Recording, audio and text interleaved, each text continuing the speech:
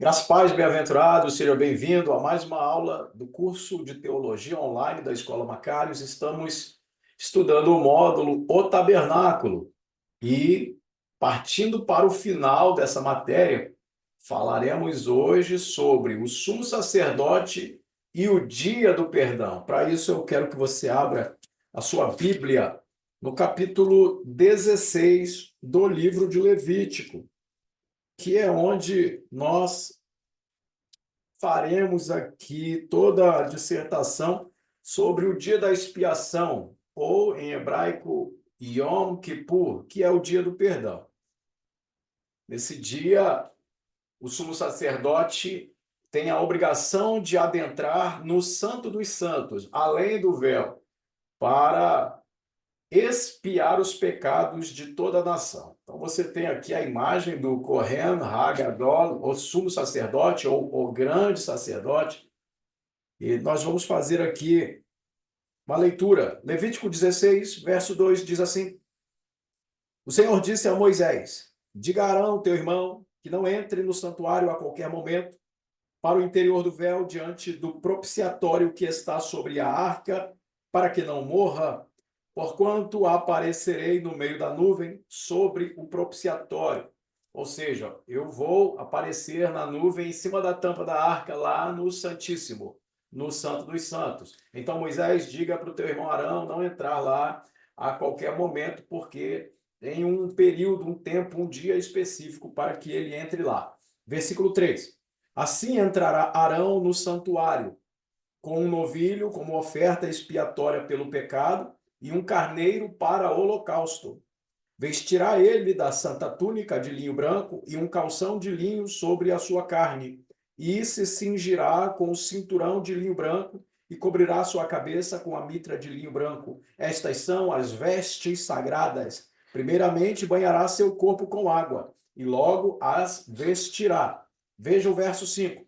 Tomará da congregação dos filhos de Israel 2 bodes, como oferta expiatória pelo pecado, e um carneiro para holocausto. E Arão apresentará o novilho da oferta expiatória pelo pecado, que é para ele, e fará expiação por si mesmo e por sua família.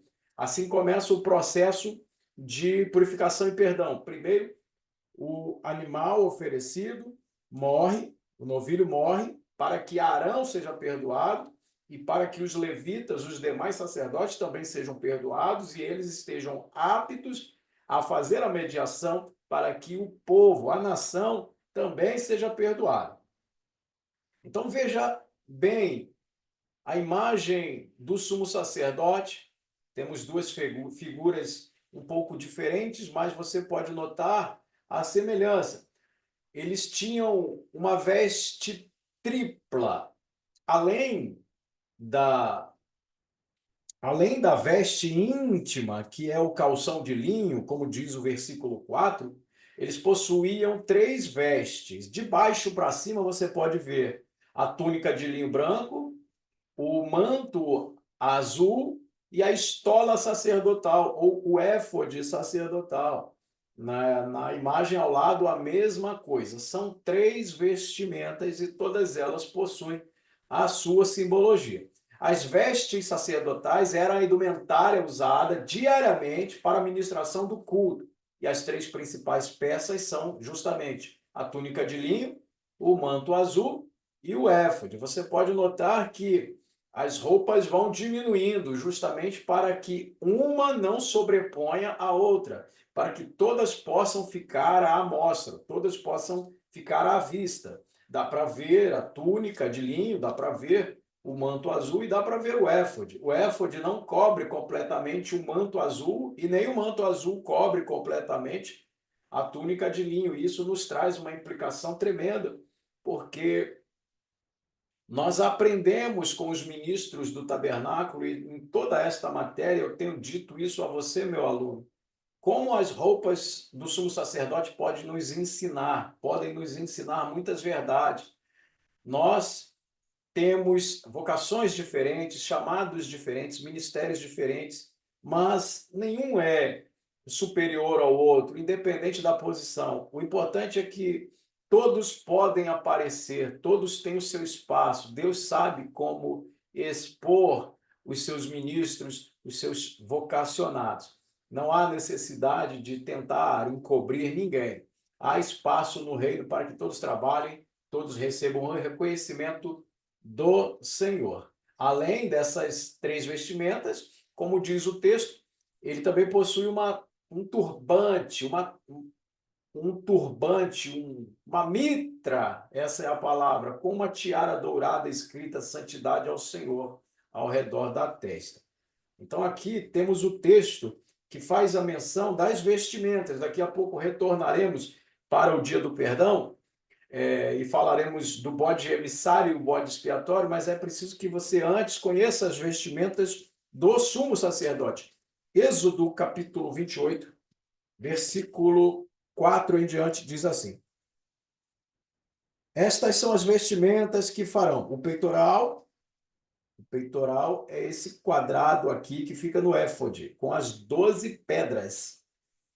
Então, o peitoral, o éfode, que é a peça inteira, depois, abaixo do éfode, o manto, a túnica bordada com quadros, tá aqui a túnica de baixo, o turbante e o cinturão. O sumo sacerdote possui um cinturão, logicamente a altura da cintura, né? Essa está por baixo aqui do peitoral, aqui está mais à vista. Mas tanto os sacerdotes como o sumo sacerdote possuíam um cinturão. Eles utilizarão fios de ouro e tecidos de lã tingidos de azul celeste, púrpura, carmesim e linho fino. Farão o éfode de ouro, fio de lã torcido azul celeste, púrpura, carmesim, linho fino torcido, obra esmerada de desenhista. Esse é o éfode que o texto se refere. O éfode possuía um peitoral e duas ombreiras. Cada ombreira possuía 6 pedras, totalizando 12, e o peitoral também possuía 12 pedras, representando os filhos de Israel. Terá 2 ombreiras, como eu disse, para se unir com a outra banda, 2 por extremidade, assim serão unidos.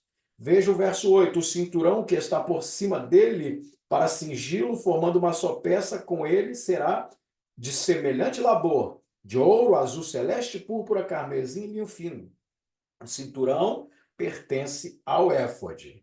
Temos aqui o peitoral, versículo 15. Farás o peitoral do juízo, obra primorosa de artífice, no mesmo estilo do éfode o farás, de ouro e fio de lã torcido, tingido de azul, púrpura, carmesim e linho fino. Enfim, temos também a descrição do manto, o manto azul, como você pode ver, é a roupa do meio. Farás também o manto do éfode todo em azul celeste. Haverá no meio do manto uma abertura para a cabeça e ao redor da abertura, como de um colete, haverá uma orla de reforço ao redor do tecido, bordadura tecida por artífice, com a fortaleza necessária para que não se rompa. Então, era uma roupa bem reforçada, essa roupa azul. Preste atenção no detalhe, na bainha da roupa do meio, que é o manto azul. Versículo 33. Ao redor de suas orlas, embaixo, aqui, ó, embaixo, colocarás romãs de cor azul celeste, púrpura e carmesim, alternando-as com as campainhas de ouro ao redor. Então, note que aqui na bainha do manto azul, que é a roupa do meio, tem sinos de ouro e romãs de tecido, né? Eles bordaram o fruto da romã em tecido e a romã fica ao lado do sino, o sino fica ao lado da romã, é sucessivo isso, né? O sino faz o barulho, a romã abafa o barulho. O sino representa a vida vibrante do obreiro, do ministro, as glorificações, a vida fervorosa, os glórias a Deus e aleluia, os louvores que saem da boca do obreiro, do servo do Senhor. Mas isso não é tudo. É importantíssimo ter fruto. O fruto é a romã. Então não basta ter sino, é preciso ter o fruto. Então, é o fruto que vai validar tudo que é expresso pela boca do obreiro, do ministro do Senhor. Muitos obreiros têm muita vibração, são obreiros vibrantes, barulhentos, mas sem fruto. Outros até possuem fruto, mas têm uma vida apática, uma vida morna e por aí vai. É necessário encontrar o equilíbrio com os barulhos dos sinos, dos dons espirituais e o fruto do Espírito representado pela romã. Isso traz a nós uma vida equilibrada. Depois nós temos aqui ainda o manto de linho, a túnica de linho, que é a última vestimenta. Temos aqui no versículo 39, também tecerás uma túnica de linho em forma de quadros e farás uma mitra. A mitra é o turbante. Também de linho, e um cinturão todo feito de artífice, obra esmerada de bordador.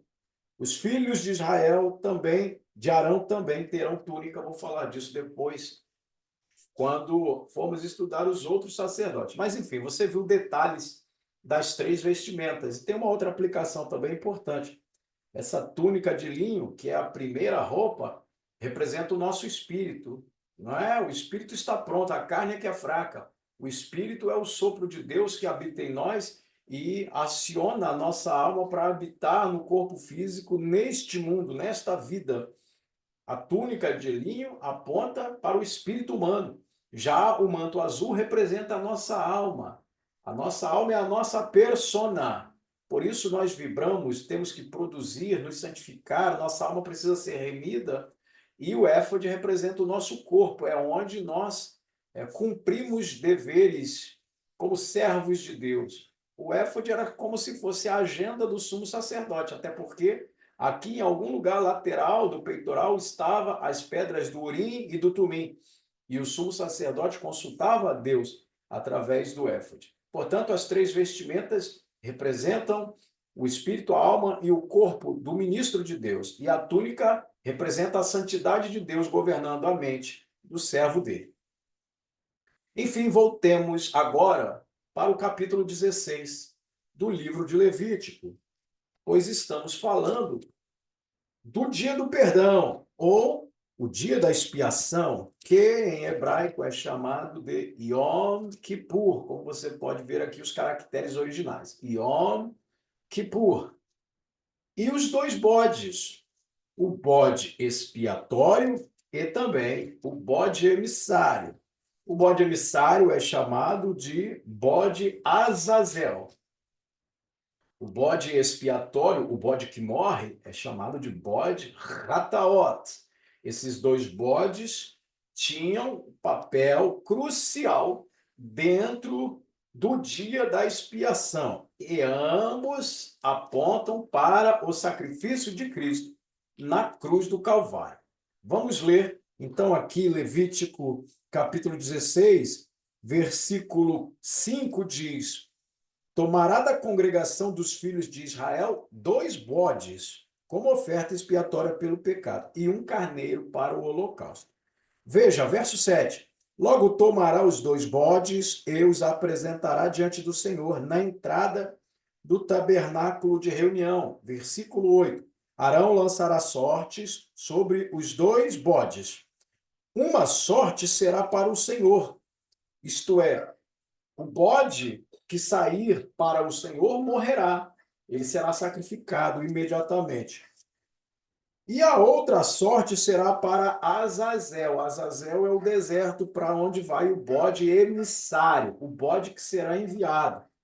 Versículo 9. Então, Arão oferecerá o bode sobre o qual caiu a sorte ao Senhor e o trará como oferta expiatória. Como eu disse, o bode que cai a sorte para o Senhor é o bode que será ofertado ao Senhor. Por isso ele é chamado de bode expiatório, o bode que vai fazer a expiação, o bode que vai morrer no altar. Versículo 10. Mas o bode sobre o qual caiu a sorte para ser o bode emissário, que é o bode Azazel, será apresentado vivo diante do Senhor para fazer expiação por meio dele e enviá-lo a Azazel. ao deserto. Então, veja, os 2 bodes são apresentados diante da congregação, os filhos de Israel têm que ofertar esses 2 bodes, e lá na hora lançarão sortes sobre os bodes. A sorte que cair para o Senhor leva o bode a ser sacrificado. E, consequentemente, o outro é levado ao deserto para morrer no deserto, mas não morrerá imediatamente. Ele será levado ao deserto, abandonado no deserto e fatalmente morrerá no deserto. Mas a aplicação é diferente em ambos.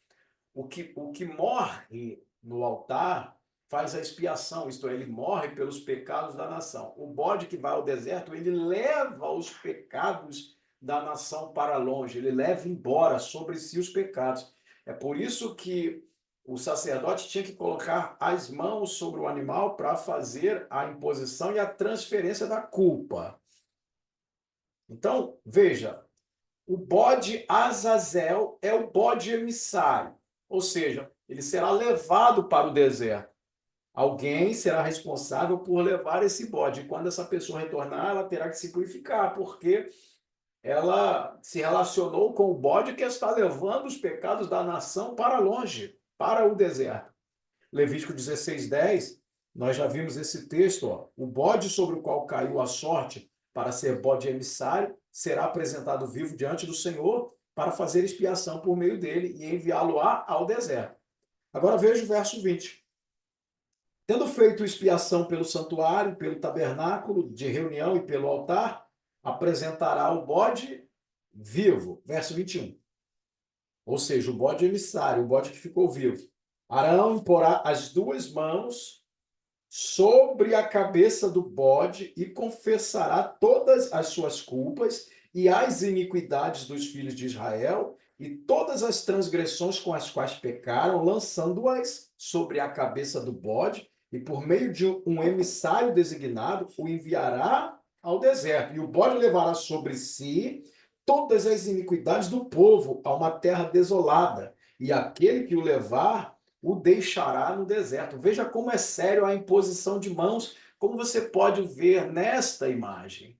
Quando o sacerdote impõe as mãos sobre o bode, ele está fazendo a transferência da culpa. A culpa dele é a culpa do povo, e esse bode morrerá, levará os pecados desse povo, ele será abandonado no deserto, e o bode expiatório morre no altar. É muito sério. Temos ainda o versículo 26. Aquele que levou o bode emissário, que é o bode Azazel, lavará as suas vestes e banhará o seu corpo em água, e depois voltará ao acampamento. Então perceba que a coisa é muito séria. O bode expiatório morre, o bode emissário é levado ao deserto. O bode expiatório, que é o bode que será sacrificado imediatamente no altar, é chamado de bode Hataot. O bode Hataot, que é a palavra para expiatório, né, ou expiação. Levítico capítulo 16, versículo 9, diz assim: Então Arão oferecerá o bode sobre o qual caiu a sorte ao Senhor e o trará como oferta para a expiação do pecado. Oferta expiatória do pecado. O bode Rataote morre e o bode Azazel é levado ao deserto e abandonado lá, numa terra desolada. Ambos animais apontam para a obra de Cristo no Calvário. Como bode expiatório, Jesus Cristo morreu na cruz do Calvário, morreu pelos nossos pecados, nos remiu com seu precioso sangue no altar do madeiro do Calvário. Mas como bode Azazel, ele levou sobre si as nossas culpas, ele levou sobre si os nossos pecados. Louvado seja o nome do Senhor Jesus. Você viu a importância do dia do perdão, do dia da expiação. Veja, no capítulo 16, o sumo sacerdote entra no Santo dos Santos. Ele precisa entrar. Ele precisa entrar no Santo dos Santos e ficar diante da arca. O Senhor disse no versículo 2 que apareceria na nuvem sobre essa tampa, que é a tampa do propiciatório, onde estão os querubins. Agora, note o versículo de número 12. Então, tomará um incensário cheio de brasas ardentes tirada do altar, que está diante do Senhor, e encherá os seus punhos de incenso aromático bem moído, e levará ao interior do véu. Então, o sumo sacerdote ele possui um incensário. Esse incensário é uma vasilha para carregar brasas. Ele tira a brasa lá do altar de sacrifício que fica no pátio, entra no lugar santo, pega os pós aromatizantes que ele deveria queimar ali no altar de incenso, e ele entra com 2 punhados de pós aromatizantes para fazer a fumaça do incenso. Um punhado em uma mão, outro punhado em outra mão, e segurando ainda o incensário cheio de brasa. Quando ele entrar no santuário, ele vai fazer a fumaça da adoração. Olha o que o texto diz. Ele levará, ele encherá seus punhos, ou seja, as 2 mãos, de incenso aromático bem moído, e levará ao interior do véu. Verso 13. Porá o incenso sobre o fogo diante do Senhor, para que a nuvem do incenso cubra o propiciatório que está sobre a arca do testemunho, para que não morra. Então é ele quem faz a fumaça. Deus disse que apareceria na fumaça, no meio da nuvem. E essa nuvem é o Arão, o sumo sacerdote, que faria. Vou ler outra vez Levítico 16, verso 2. O Senhor disse a Moisés: diga a Arão, teu irmão, que não entre no santuário a qualquer momento para o interior do véu, diante do propiciatório que está sobre a arca, para que não morra. Porquanto aparecerei no meio da nuvem sobre o propiciatório. Essa nuvem é uma nuvem de fumaça de incenso. É Arão quem faz. Ok? Quando Deus aparece, é lógico que a nuvem da presença da glória toma o lugar, mas a primeira nuvem quem faz é Arão através da queima do incenso. Veja, versículo 14. Depois que ele faz a fumaça, em seguida tomará do sangue do novilho, né, que é o outro sacrifício. Esse novilho é para que ele pudesse entrar no Santo dos Santos. Em seguida, tomará o sangue do novilho e o aspergirá com o dedo 7 vezes sobre a superfície do propiciatório, aqui, ó, na tampa, para a banda do Oriente, isto é, voltado para o véu que separa o Santíssimo do Lugar Santo. Depois, sacrificar o bode da oferta expiatória pelo pecado, que é em favor do povo, o bode expiatório, e trará o sangue para o interior do véu. Ele vai lá de novo e fará aspersões, assim como fez com o sangue do novilho, diante do propiciatório. Então é muito importante que, antes de tudo isso, ele sacrifique o animal, o novilho, no verso 11, para que ele possa entrar. É importante que ele leve os punhados de incenso e o incensário, para que ele possa fazer a fumaça ali, e depois ele pingue e asperja o sangue do novilho. Depois ele vai lá fora, mata o bode e entra com o sangue do bode também, do bode expiatório. Mas tudo isso só pode ocorrer se ele fizer a nuvem da adoração na fumaça do incenso. Para entrar além do véu, era imprescindível ter as mãos cheias de incenso. Incenso é adoração. Numa mão, oração, na outra, louvores e glorificações. São os punhos de incenso que fazem a nuvem subir para que Deus se manifeste e se revele a nós. O Santo dos Santos é o que o Senhor Jesus chamou de quarto. Você entra no teu quarto, com o teu punhado de incenso, faz a fumaça e Deus desce para falar com você e te dar resposta. Ficaremos aqui encerrando essa aula e essa matéria. E que Deus te abençoe em nome de Jesus. Que você sempre se lembre de carregar seus pozinhos aromáticos para que a nuvem da adoração se manifeste e Deus se revele a você, além do véu. Deus te abençoe em nome de Jesus.